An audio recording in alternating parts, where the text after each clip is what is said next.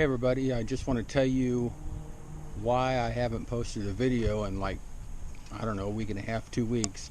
One is I started a bathroom remodel at our house, and my wife saw the trailer getting close to being done, and she kind of said, get that bathroom done first before I go out and start spraying water. So that's what I've been doing.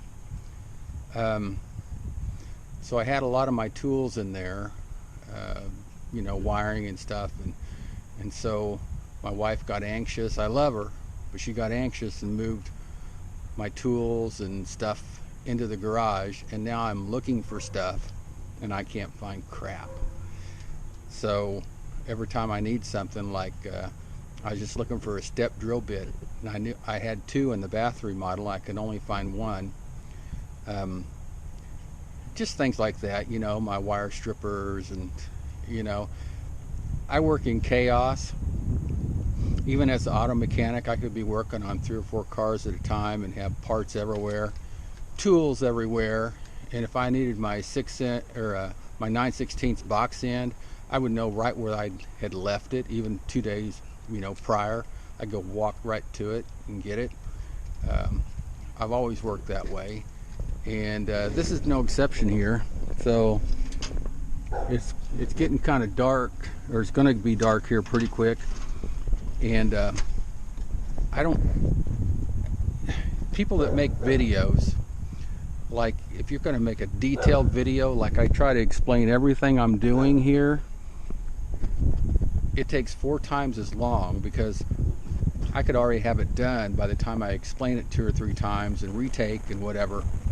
And now it's 60 degrees, and it's almost April, and I don't have this thing up and going. So all the little designs and crap I have in my head that I want to change, I don't have time to change. So I got to get in the game. So, oh yeah. So I think I'm going to make a video, or 2 or 3 videos, where I just have a bunch of tips. And it could be just 30 seconds or so, and this is no exception here. And I don't know where I'm going to put this in the video. This may be a video all by itself, but anyway, so I thought I'd let you know what's going on. So in one of my videos, or video clips, whatever, I was it's an actual video where I was dogging the Delavan pumps about this 3M. It's just a splice kit, and what these reek of is afterthought. So I can just see an engineer figuring all this out and going, oh no, we don't have a control wire. We got to heat up the control wire that comes down here. What are we going to do? We'll just throw one of these stupid locks on here. And I've taken this lock off the top, and you'll see it just stabs into those wires, and all this is open to the elements, and all it does is corrode. I mean, it's probably the worst connector you could ever imagine, especially if you're going to get any weather on it. So let me put my hat on here, and I'm going to show you. Trying to find my crap here. I don't even know where I'm at. Alright, I'll be back. Okay, I'm back. So what I'm trying to do is give this pump a fighting chance of lasting a year out here in the elements. And so this connection needs to be soldered up. And so you can just pry these things out. Normally, sorry about my hat cam. Okay, here we go. You see how that just stabs in there in the wire? I mean, that's the worst connector you could have. So one wire goes through, and the other one just goes in a bit, and then it stabs both of them. Oh, come off. Okay. Oh, and they even, oh no, I took the insulation off. I was going to say that you don't have to strip the insulation. So there's that stupid thing. All this is trouble. If you have these, get rid of them. Okay, so what this is these two 12 gauge wires are the main feed to the pump. This one feeds the switch, which in turn feeds the or activates the relay, and you know, makes the motor work. So I've got to get these two together, and I'm thinking about putting this on where I can have another motor ready in case it goes out, with two cam locks and with you know, just a quick connection like this. And this is a 10 gauge. The only issue you have is this being exposed to the elements, and the best way of taking care of that is silicone tape. Now, silicone tape sticks to itself, and after a few hours you can't get it apart, and it's waterproof. But you can cut it and then peel it off of there if you need to make a field repair. So what you don't want to do is just stick this together and, you know, hope for the best. You need to seal this up. You could probably get by with just some silicone grease, but I have silicone tape, a couple of wraps around there, and she'll be sealed up. So, all right. So what I'm going to end up doing is sliding a piece of shrink tubing down here, and it's going to be double wall shrink tubing, which means it has heat activated epoxy inside of it, and it'll not only take care of that, you know, wound right there, but it'll melt epoxy around it, and we'll be good to go. So I'll probably cut it right here, put all this together, and that way I'll have a quick connect. And then of course the black wire will go here. So let me get that set up. Okay, so I decided I'm not going to cut that. I'm just going to put them together here, and with my connector right here, like so. Just saved me one cut. So here's some double wall shrink tubing right here, and I'm going to put over that to mend it, and then I'm going to shrink over that, and hopefully I think we'll get on camera that you'll see epoxy oozing out of there.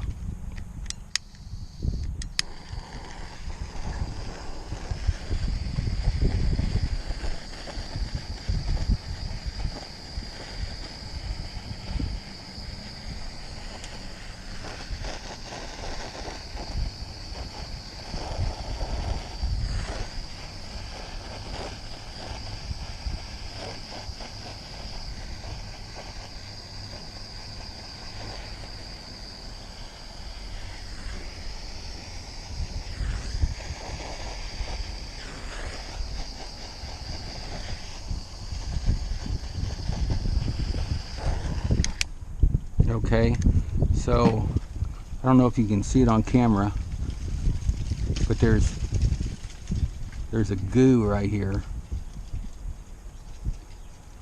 and it may not be epoxy. I thought it was heat activated epoxy. It just may be an adhesive, but either way it seals this up, keeps water out, and so that wire's now healed and it's not going to get any weather in it. So my deal is here, we'll put all these together, and I'll put a big shrink tube over this. Okay, so I'm going to twist these together real quick, put my shrink tubing over. I may need a little bigger one.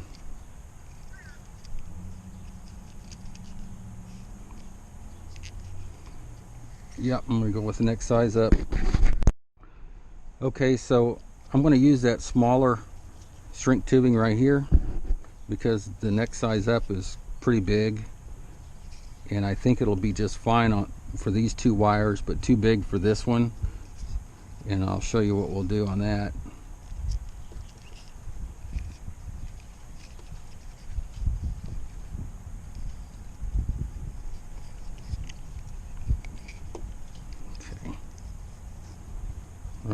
here we go.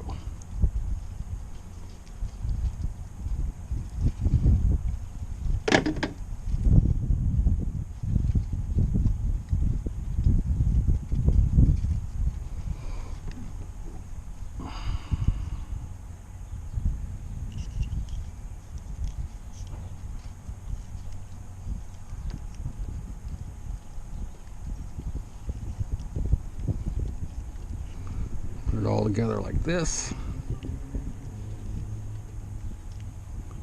And we'll solder that up.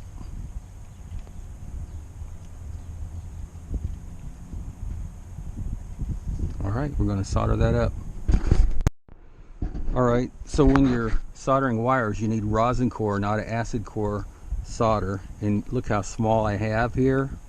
So one way of putting more solder material in that joint is we're going to triple or quadruple this up.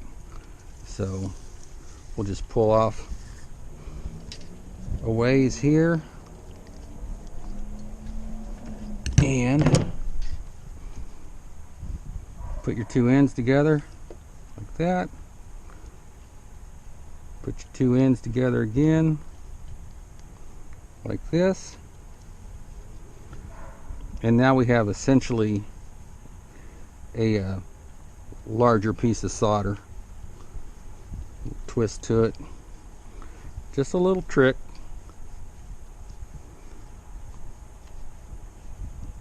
Because if you use too little solder, it just takes a long time to get that to flow in that joint. So now we have a bigger piece of solder. Let's see.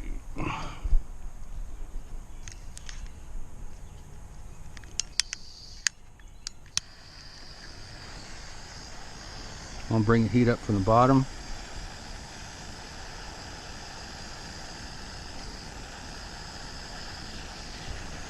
Get my hat cam tilted good.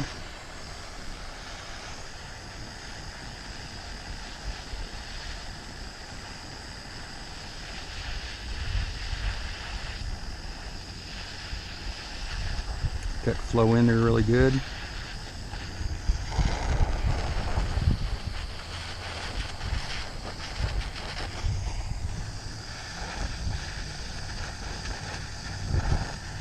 Got a little too much in it. Get rid of it.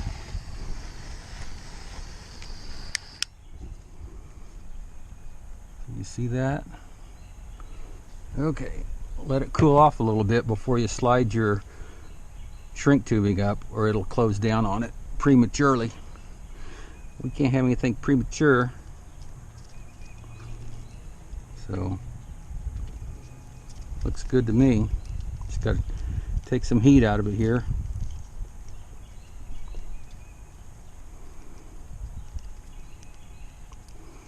Okay, so the first one I want to put up here is this one. Over the top of there.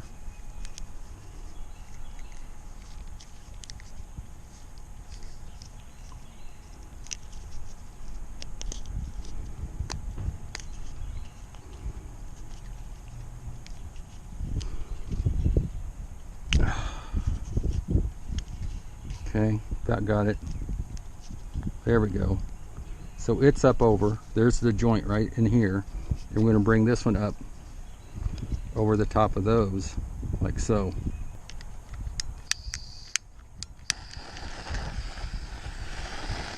I wish this little torch didn't get so hot. I got a heat gun, but I don't have any adapters for it to you know, direct the heat into a smaller pattern. So I'm going to use this.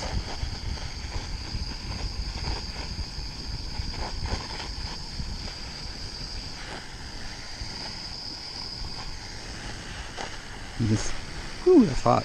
You can see the, I really hope you can see the adhesive or epoxy coming out of there.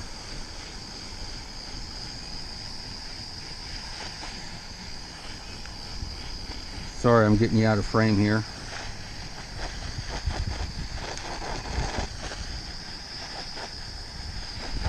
This is the way it ought to have been done at the factory.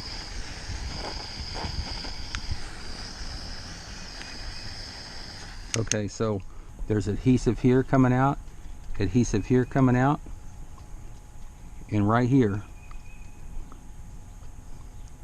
The only vulnerable spot would be like right in between there.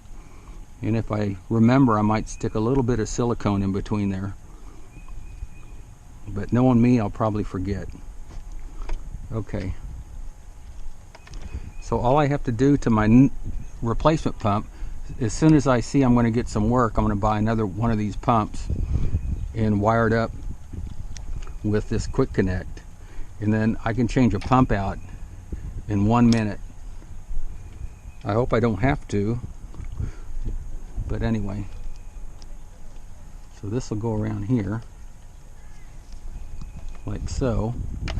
I've got to put my ground wire on. Alright, so let me get soldering that. Alright, let's get this ground wired up. So we're going to put the heat shrink over. You want your heat shrink to be about a 1/2 inch longer on each side than your actual solder joint. So get this out of the way. One thing you don't want to do is have it up here close to the end when you're soldering, then this will just close down and you kind of screwed yourself. So 2 wires here like this. Now there's a couple of ways you can do this. I'll show you this way.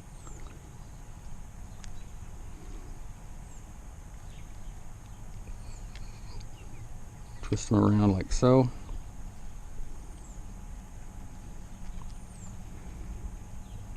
And then solder that up.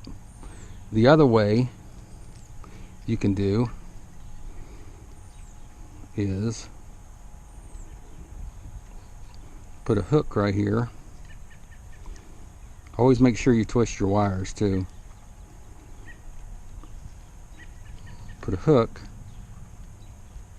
them together, and you can bend them together like this. Whatever it takes to get them together. What you want to make sure is your shrink tubing is going to go over the joint, and I can already see that it's not doing it that way. So let's go this way again.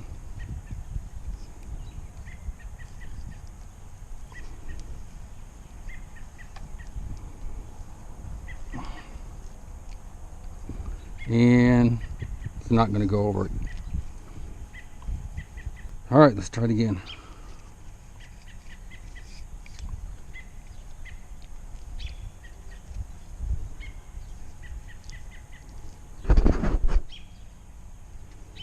You guys are probably really bored about now.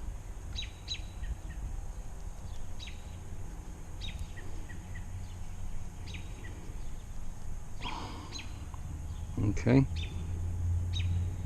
If you have any sticking out, any strands sticking out, get them down there, because once you solder it, they're going to still stick out. Let's see if I got a big enough one now. Okay, just barely.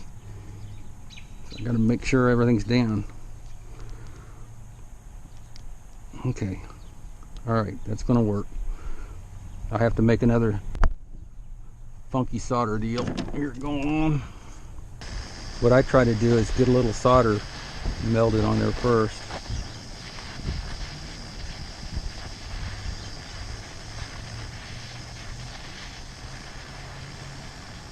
There you go.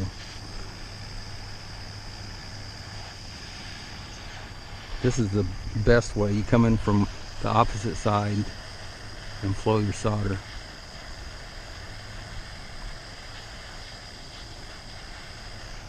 If you're soldering correctly,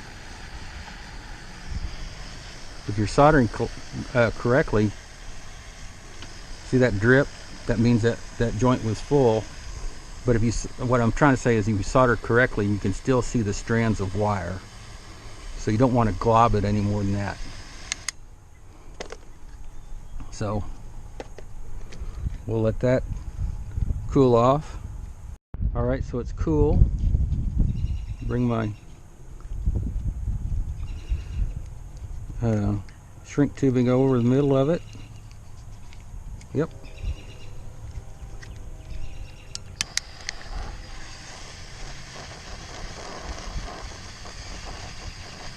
Just be patient.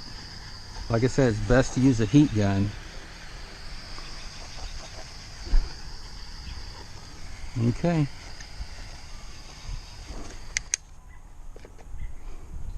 All right, I got adhesive coming out here and coming out here.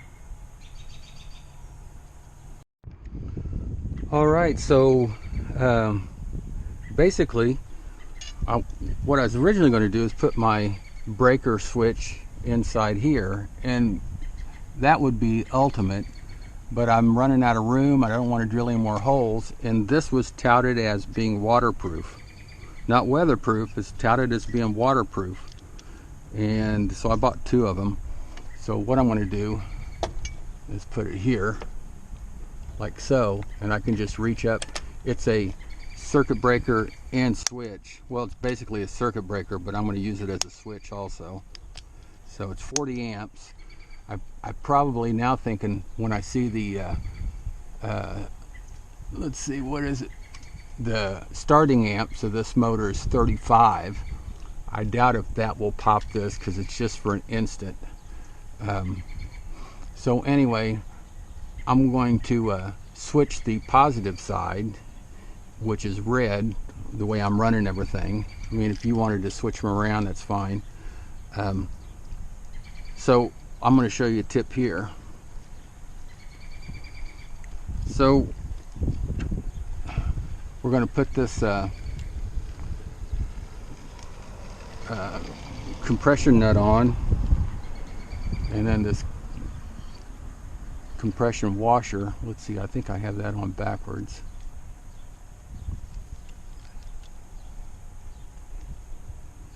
Yeah, you see. All right, so get that on there, which of course came off of here, and this would go in here, and then we have an Allen set screw to tighten it down. So if you want to keep yourself out of trouble, you need to solder these before you stab them in anything like this. I'm talking any wire, anywhere that you're going to crimp down. If it's a stranded wire, you have to solder it. Do not stick it in there and tighten it down and think that's going to hold for any amount of time. So by soldering it, we make a rigid wire out of it and clamp it down, and she's going to hold.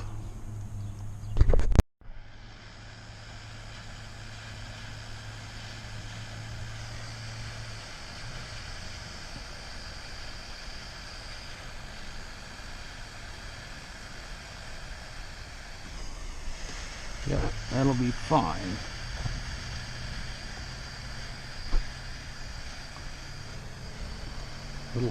Little booger under there.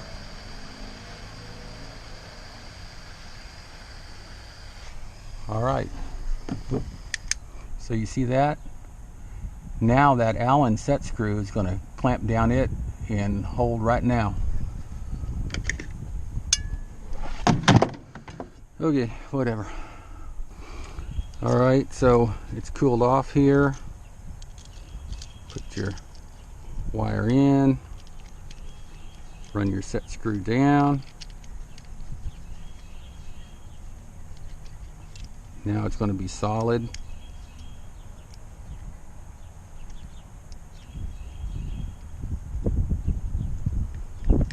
If you had stranded wire, it'd just splay them out.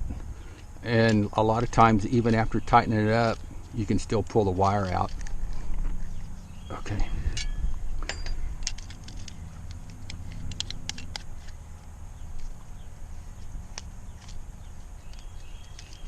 Okay. Not too bad. I may put a little silicone caulking around here, but that looks pretty good. So I think I'll set it up here. Then I'll tuck all that wire back somehow. And then also what I'm going to do is I'm going to make a roof over the top right here to shade my pump and to keep some of the weather off of it, which will help the breaker also. So just trying to look at a place here that mounted over center over here looks pretty good over the manifold. Let's see what it does here.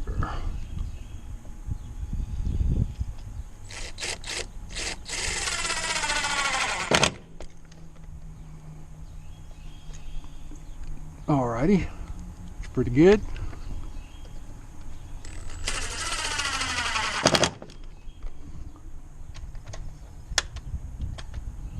Let's see how long that lasts. So my wire management will be, later on. Alright, so I have 10 gauge stranded, black and red pair. They're fused together. And this is the easiest way of wiring up, anything, DC especially. So it's going to be 10 gauge right from the battery, going to the breaker, and then to the motor. So we're 10 gauge all the way to here, and then it drops to 12 gauge, which you've already heard me bitch about that if you watch my pump video. But that's all I can do, guys. I can't do the engineer's job and the factory job of making a pump right. So basically we're going to have the positive coming here, the negative will be continuous, so we're just switching, we're just breaking the circuit on the positive. And you could switch it around. You could have put the black in here, negative, and switch the negative. I've just always switched the positive, but a lot of people always switch the negative. However you do it. So this is going to come down here. I'll probably tuck it in behind here and then come to the battery. So I'm going to give myself plenty of room and hack it off. Oh, here's another tip for y'all. I couldn't find my good ideal wire strippers, which the ideal wire strippers I think are the best. So I was at Lowe's and I couldn't find them, so I bought a set of these, and it looked like the best they had there. But it said hardened stainless steel, never rust. Don't buy these, guys. I mean, I just cut copper wire and it's already bending over the edge right there. These suck. These are terrible. The one issue I see with them is you can see right here it says 12 or 14 gauge on one slot, 10 or 12 on one slot. So you have to be careful. Like me, I've got 10 gauge wire, and this one's for both. So if you squeeze too hard, you'll shave off some of those strands, and I didn't notice that at the time. So Southwire, your strippers suck, but that's what I got. All right, so where's my wire I just cut? All right, so like I say, 10 gauge, we're going to do the same thing. Solder this up. All right, so I've got that terminal end soldered. It's not really terminal end, but end soldered. And I'm going to install it just so it kind of holds my wire up here so I can do this.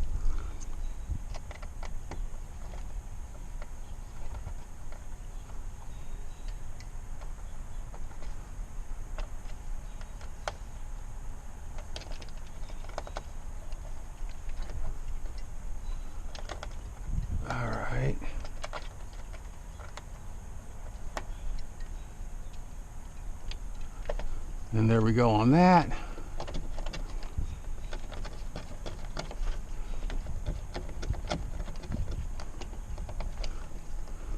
I mean, it looks nice. I hope it's waterproof. But, if I'm in the field and it fails, I can just take these out and put a wire nut together and, you know, get by. And I've got a, like I said, I bought 2 of them. They came in a 2-pack. So put these babies together. So we're gonna have to put a shrink tube on. Okay, put my shrink tube on.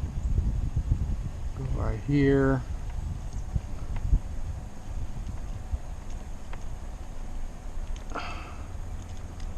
Twist that on. Hope you can see that.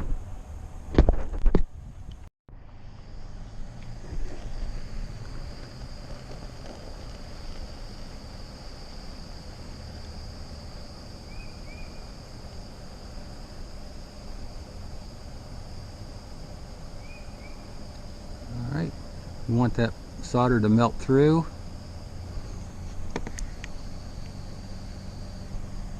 Uh-oh. Is that still on? Nope.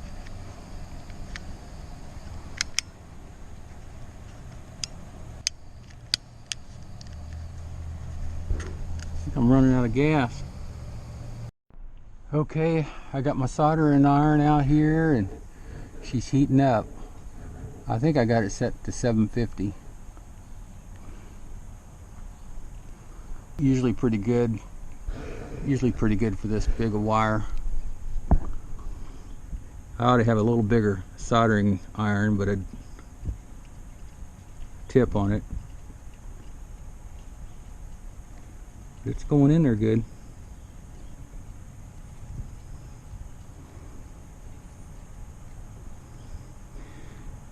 To get the most heat out of it, you need to get a little, once you tin it, you need to put a little solder on it, and see, now it's flowing across the top. There you go. All right. Okay, see, here's my other breaker. I got gas for this somewhere. I can't find it. So I've got electricity up there now, so I'm gonna make a small tip for this. You should really use a heat gun anyway to shrink your shrink tubing, heat your shrink tubing up. I ordered a set of the tips and they were way too small. So I'm going to make something here. It might.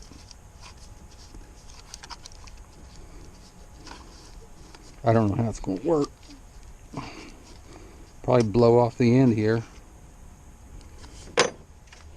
So we'll see what happens.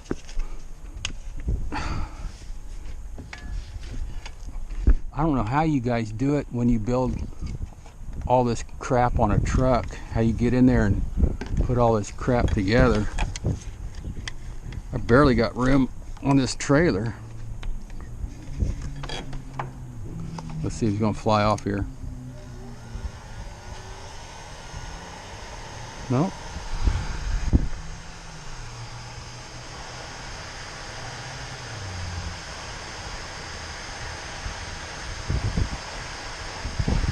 I'll put it on high now. Whoop. Much better. I gotta get some tips for this thing.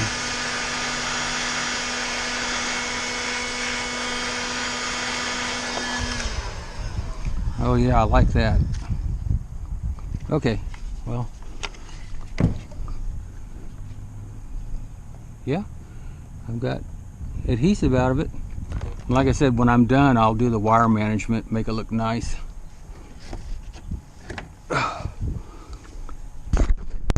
All right, everybody, so I'm just going to hook this up temporarily. I don't have any terminals for this, but I'll get a terminal and we'll solder all this up.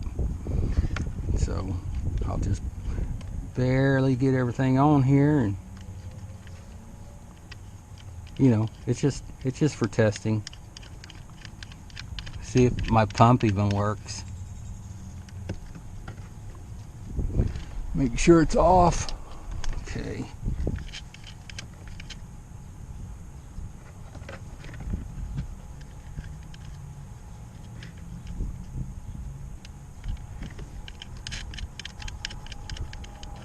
All right. Okay. Let's see if it works. Huh?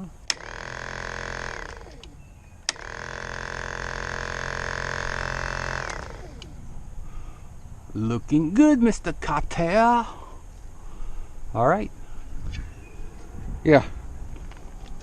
Here's some of the split conduit I'm going to be putting over everything, over all this, make it look nice.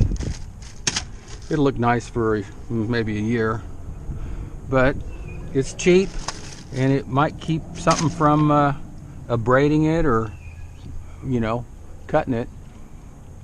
So, all right, I guess I'm going to clean up. It's getting cold, sun's out, or sun's gone. So tomorrow we're going to be hooking up the remote control to my bypass valve, and I guess that's about it, hooking up this light. So stay tuned for the next video.